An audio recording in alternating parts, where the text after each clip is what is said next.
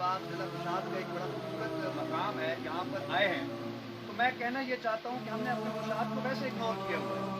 बहुत खूबसूरत है, हम वैसे सवाद में धक्के खाते रहते हैं, बहुत दूर है सवाद। तो अपने जिला कुशात के अंदर अगर क्यों ना हम इसको लोगों के सामने लाएँ कि कितनी प्यारी जगह है और हयातियाती तनव्वुर के हवाले से भी ये एक बड़ा मुफीद मकाम है। तो मौजूदा क्वारंटाइन्स के हवाले से मैं कहता हूँ कि यहाँ हम आकर नीला इख्तियार किए हुए हैं, तो ये इससे बेहतर मकाम आपको नहीं मिलेगा मौजूदा हालात के अंदर खासकर। आएँ, देखें, बहुत खूबसूरत है कनेडी बाग, इसके अंदर बड़ी खूबसूरत चीज़ें, बड़े खूबसूरत मनाज़िर, झीलें, पानी की जो आबशारें हैं, ये आप देखें और मछलियाँ हमारे साथ-साथ खेल रही हैं, आप देखकर हैरान होंगे। बहुत शुक्रिया, उम्मीद है कि ये पैगाम आप तक पहुँच गया। Right sir.